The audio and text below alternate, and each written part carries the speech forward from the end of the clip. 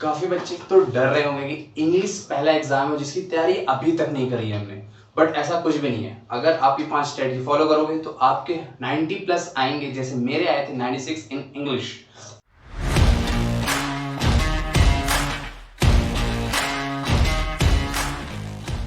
आपका एग्जाम है 27, तो आपको तैयारी करनी है 25 तक। आपको एक डे रखना है रिवीजन के लिए। ये आपको सोचना है कि आपका एग्जाम 26 को ही है, आप एक दिन पहले ही तैयारी करोगे। इसलिए मैंने बोला इन 4 डेज, जो मैंने आपके थंबनेल में बनाया था। अब ये चीज हो कैसे सकती? तो पहली स्ट्रेटेजी ये है कि आपको कवर करना है पहला अपना लिटरेचर पार्ट, क्योंकि लिटरेचर पार्ट सेक्शन डी होता है जिसमें काफी ज्यादा मार्क्स स्कोर किए जा सकते हैं और लेंदी होता है, जिसके कारण बहुत सारे बच्चों का पेपर छूटते हैं। तो सबसे पहले हम वहां पर प्रिपरेशन करेंगे।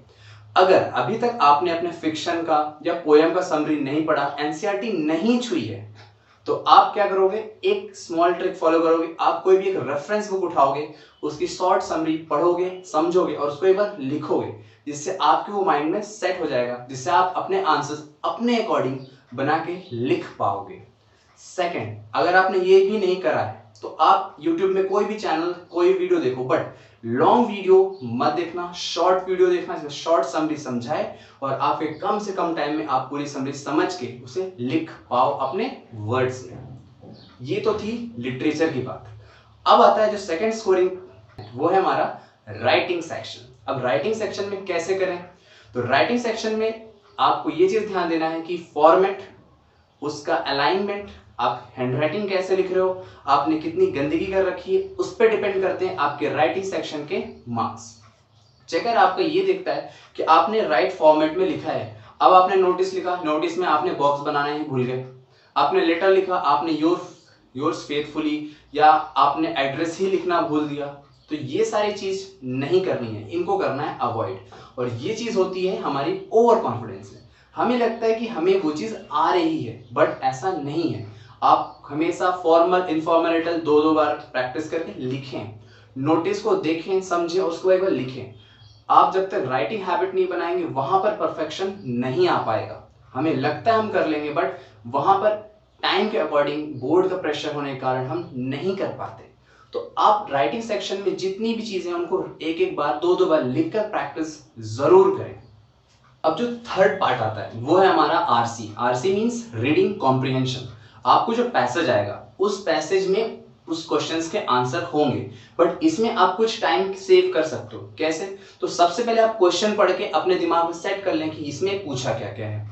उसके बाद आप पैराग्राफ रीडिंग स्टार्ट करें। इससे क्या होगा, जब आप पैराग्राफ पढ़ेंगे तो आपका जो क्वेश्चन का आंसर वहां पर क्लिक होते जाएगा और आप उसको पेंसिल से मार्क करके या फिर आप हैंड टू हैंड लिखकर अपना टाइम बचा सकते हैं।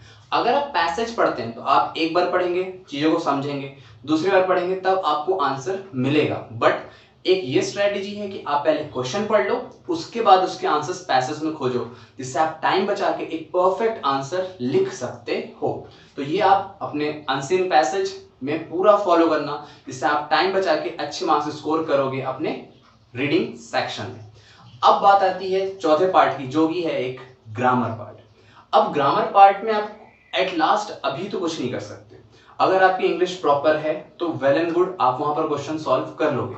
अगर आप आज ग्रामर लेके बैठते हो और सोचते हो 4 दिन में मैं ग्रामर कर लूंगा, तो ये आपकी गलतफहमी है। बहुत मुश्किल है, बट हो सकता है अगर आप ट्राई करो।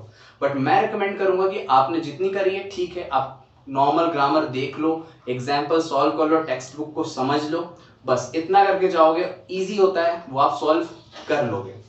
अब बात आती है कि लिखें कैसे। तो हमेशा याद रखें, टाइम मैनेजमेंट बहुत ज़्यादा ज़रूरी है, बना के चलना होगा। जिसमें कैसे कर सकते हैं, ये करें कि आप कोई भी चीज़ जो लिख रहे हैं उसे बहुत नीट एंड क्लीन हैंडराइटिंग में लिखें।